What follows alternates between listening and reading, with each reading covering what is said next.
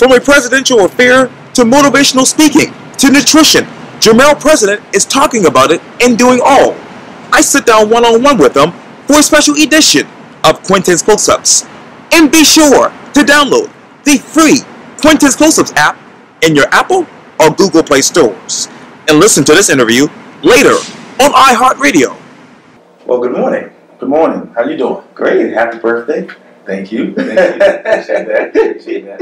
Anytime. Appreciate that. You know, I was doing some work for Fire Church yesterday on Savannah Highway, and, you know, I'm doing street marketing for them, and I stopped by the Pepper Law Firm. And in the conversation I had with Mark Pepper, he asked about you. Wow. And I said, well, you know, I know he's out there working hard. He's a coach. He's a motivational speaker. Mm-hmm. But exactly what are you doing these days? That's a good question. And big ups to Mr. Pepper. We're good friends. You know, since last time we spoke, I think I just started my August 11th event. And the transition of me leaving the school, I created a whole new, you know, in life, there's turbulence. You know what I mean? And in turbulence, you got the opportunity to nosedive, or, you know, when you're going through the turbulence, there's a lot of movement. You know what's going on. Then you get to that peak where it's nice and calm. And that's where I am with my career. So to answer your question, we kind of added an extra facet to the Day Foundation with the firm, the Jermel President firm. We actually go out to schools and in high schools and different communities, talking about student athlete, talking about the whole awareness of the sport, education, nutrition, skill development, whole open recipe. In addition to that, we do a lot of consulting with families. So just taking the whole new reinvention and new creation of my company and changing it all and making it much more effective. And you talk about that, obviously speaking with the families. I know that recently you traveled the state sharing with families, communities, about your Big Facts campaign. So what are the big facts about your campaign? That's a good question. In the Big Facts campaign here, you know, we're talking about the student athletes. And we're talking about travel ball, you know, because and I have to be redundant so people can really get what we're talking about is the fact that, you know, families, you got single parent families that spend $3,000 to $4,000 a summer chasing the collegiate dream through athletics, academic AAU sports. So we wanted to make sure we educate them properly on the proper cost, the proper nutrition, where to travel, and that way parents get a better ROI, return on investment, you know, with their money. Make sure that kids are well informed and help educate the community a lot better. So we're not just spending money and going all over the places and the kids not really getting nothing out of the deal. So if the money is too much, where are the other resources you want? If the money's too much, well, the thing is, the money's too much because it's a high demand. You know what I mean? Some kids are paying $2,200 a summer, and they're playing a couple of tournaments, and they're getting beat by 20, and they're eating fast food while they're traveling.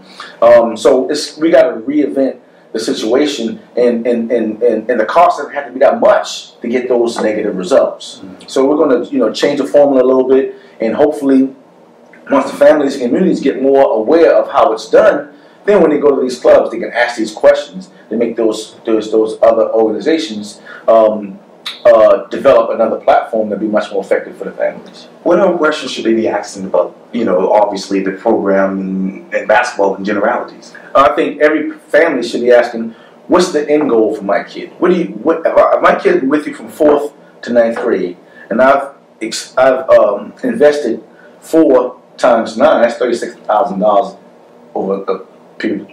So what do I get out of this? What's the cost for the travel season?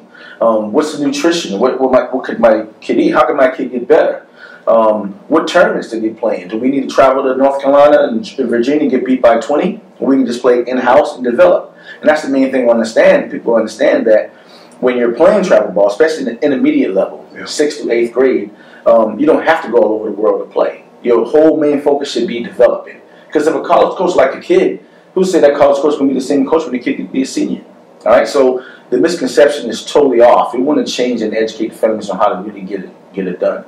And how much should the people be able to develop their time into just focusing on basketball? Well, just depending on if that's your craft. If that's your thing, if you're a musician, you need to be focused on developing as a music. If you want to be a carpenter, you got to study and develop ways to be a better carpenter. So we're not saying if you're not interested in basketball, these are things you should do. If you're interested in basketball, if that's your sport or any other sport, then your focus needs to be on a proper development, a proper nutrition, and a proper education of that sport. And the families need to be well informed as well. So that's just how it is. And everybody knows that how many tournaments you went to. How much time did you travel in between all of this and getting your education and eating right? Well, the thing is, I didn't do those things. You know what I mean? I think, being an exceptional athlete and playing at a high level, my career still was stunted because I didn't have those other resources that helped me push to the next level, which was my nutrition was horrible. So because you're trying to, be at your optimum performance at every minute, every game, every quarter, and you got poor nutrition, it's not going to work. I didn't spend a lot of time in the gym developing myself. Everything that I had was just strictly God-given talent and just the will to not let the next person, get ahead. So that wasn't, and then the education part of it, I didn't know how to have an agent. I didn't know how to use the agent to get me to certain points. I didn't know about the different colleges that was available to me. So I think all those trials and tribulations, all the things that happened, I'm reinventing and implementing it back into the community so they can be able to get a better, better approach at it. And that takes me to December 29th, because obviously you'll have an event from 10 a.m. until 2 p.m. at the event center on Ashley Phosphate Road. And obviously, you just mentioned this, the event is designed specifically for middle school athletes.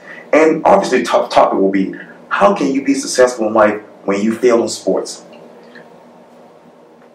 Let me take it personal here. Okay. How have you been successful when you talk about Oceanside? Mm-hmm. How can I be successful when I talk about Oceanside? Yeah. Well, the thing is, I left Oceanside because it just wasn't a good fit for both parties. And I learned a lot of how to reevaluate, recreate my whole situation. And Oceanside was a big success for me because I helped start at the school. I helped put it in the ground. So as a community, as my work efforts, I'm very pleased with what things I've accomplished as far as that. And am I affiliated with them no longer? No. I'm with Woodland Basketball, and I'm happy to be with them. It's a great program, Coach Quintin. They got a great program over there, so I'm happy to make that transition. But as far as success, success depends on how you personally engage that. You know what I mean? I think I was in this community doing business for 20 years. Right. So January will be my 20th year in business. So, being and having a smooth transition for 20 years, and then you have a little turbulence, the success comes from how do we react, how do we recoup from negative situations. I'm not saying it was a negative situation, but that's my big success of coming out of that ordeal and being able to still provide the same information that I'm doing in the community. And we're talking about that, and I'll get back to your question about the event, about those transferable skills. And we tell kids all the time, get education so, if your sport don't work out, you have something to fall back on. Well, that's the same approach I did with the Date Foundation. You know what I mean? Because I never wanted to get into high school sports and high school basketball because the fear of losing a job and not have something to do. So just being a coach and being not affiliated with the school, I would have been I don't know what I was doing. But because I developed Day Foundation, because I had something to fall back on, I was able to just continue my efforts in the community with the Day Foundation. And I'm talking about the December 29th event with Packer Puncher. Right. He's a local celebrity, a guy that played at Academic Magnet. And he wanted to play in college, but he didn't have the resources, the information to help him and his family get him to the next level. So he used his transferable skills while he was in school to make a career for himself. So kids need to hear that message of how you can be an athlete and then use those transferable skills and recreate yourself for another whole path. And it's done through sports because he wouldn't have that type of leverage and that type of motivation if he wasn't an athlete. So we just got to dig down deep and find out what we really are, what we want to do, and use the sports sometimes to come and enhance that. And inform people, because I want to know this too. What was the transition was like for you from middle school to high school? That's a good question. I didn't know anything. I gained everything just off grit. You know what I mean? Just off grit. Like when you playing right now, like you could be 2 years old. You know what I mean? So I didn't have no structure, no avenue. Someone saying, "Hey, look, make this left and then make this right, then make this another right." I didn't have that, so I'm just going. And when I got to high school, you know, actually I only played 3 years in high school out of a 4-year period, or 2.5 years, because I got to high school as a freshman. I flunked out my junior year, flunked off the team my junior year. My freshman year. So at January, I couldn't play until August. Well, I wasn't eligible in August, so I had to wait until January. So I missed a whole year at high school, and still was very effective, just off of grit. But I had somebody saying in middle school, "Hey, look, these are things you got to do for preparation for high school, for 9th grade, 10th grade, 11th grade, 12th grade." Then I think I'd have been much more better off. And then the transition from high school to college. I didn't have nobody telling me, "Hey, look, these are the expectation in college. Time management skills. You got a family life, a basketball life, a social life, education life. How do I put all those things in and make it happen?" I didn't have those things. So I think everybody's not going to turn out. Everybody's not going to have the same grit that I have in order to make it out. So I think with a little bit more information, a little bit more structure with the families, I think we can get much more kids, a lot of kids, much more attention. And a lot of things that you didn't have back then with social media. Exactly. I'm wondering, as we sit here right now, when you look back to your time in high school to college to now, what was your resume? Man, that's a good question, man. I can kind of wing it for you. I think as a senior, I think I averaged 24 points a game, maybe 4 steals, probably 1 assist. I don't know how to pass. Still don't know how to pass. But you know, I didn't, you know, just from the Burke High School, from that standpoint back then, a lot of stats, a lot of things wasn't really kept. You know what I mean? Right. So I missed out a lot of those opportunities of obtaining my stats and obtaining things that I've done. But memories are always there. You know, and people that I see in the community always, you know, we talk about those different things. So yeah, it was good. And you talk about obviously academics and obviously athletics. What was it like for you, Jermel President, student? Because, I mean, when I was at Burke, I dealt with a lot of peer pressure. What was it like for you? I was a horrible student. Well, elementary school, I was on the principal's list, made all A's. All right, middle school, I started feeling myself, right? Because 7th grade, I was playing varsity in 7th grade. So it's a lot of different influences, a lot of different distractions. But smart kid. I'm a very intelligent guy, but it's all about application. You know what I mean? And finding that structure. Again, if I had someone telling me how to apply, how to work within the structure, you know, things would have been a lot, you know, better. It still worked out to his best ability. But in college, same thing. I flunked out of college because I got drafted by New Jersey. Oh yeah. So I went there and I left academic, and I didn't complete everything. So I got a lot of incompletes, and I didn't finish my incompletes. So flunked out of school. Had to write a letter to the school, and came back to school, and then I finished. So again, had I had somebody telling me these are things that you got to prepare for, those things would have happened. But again, those things happen, and it's all about how, in life, or how you react to them. You know what I mean? So I welcome a lot of things because, you know, it's just, and the whole thing about what's happening last year, I needed that jolt. I needed that shake up. You know what I mean? Because, you know, I'm in the blind. Everything's going well. And you get blinded by that. So when you get poked in the side, it kind of wakes you up and makes you realize about life and kind of, you know, look at things from a different perspective. And you talk about life. Obviously, you're going to have a presidential affair tonight, and I know proceeds will go to your foundation. What is it like to be you, Jermel President, the founder, CEO, owner of Day Foundation, your own, you know, businesses? What is it like these days in your mind? Well, first I answered a question about, you know, the presidential affair, and, you know, I don't really do parties, but I think it's just the first event of our marketing campaign through June, and we got some really good lineup. He'll be at Exquisite does a great job at the event center. We got DJ Boss Hog doing our beats. Dale is doing most of the event planning. So we really got a good lineup, and it'll be more of like inauguration type, presidential type deal, red carpet, limo type deal. So I'll pull up and give a speech. I'll be announcing our big event for June of next year. So kind of do a little different theme, making it a little different. Not just a party, you come out and just dance all night.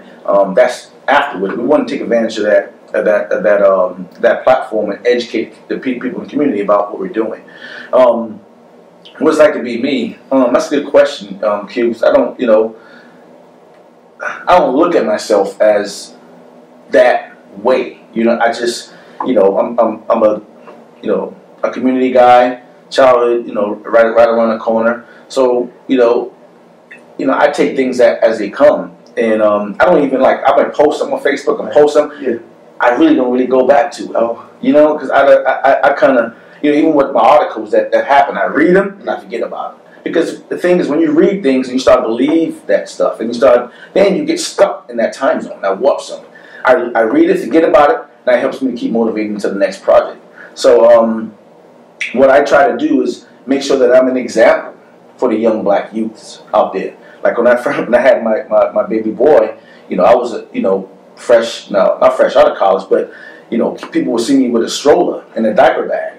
I was looking at that jock and make fun of it, but I want to be that example, because you got a lot of young black youths that that don't have fathers. Like I didn't grow up with one, so I had to learn how to really do those things through osmosis. So I want to be that example in the community for young black youth. So I don't look at myself as a whatever. I'm just trying to just get through every day and just be a positive citizen. And you talk about that next project. What will it be in your mind? The next project? Yes, sir. It'll be something that that the community can really touch base on. We're trying to, Henry Ravenel, right. We're putting together, and I don't want to say too much about it, but we're putting together this big project that this city is going to be. I don't know if you heard the CIAA in Charlotte that they do every year. Yeah. We're trying to make that like the CIAA.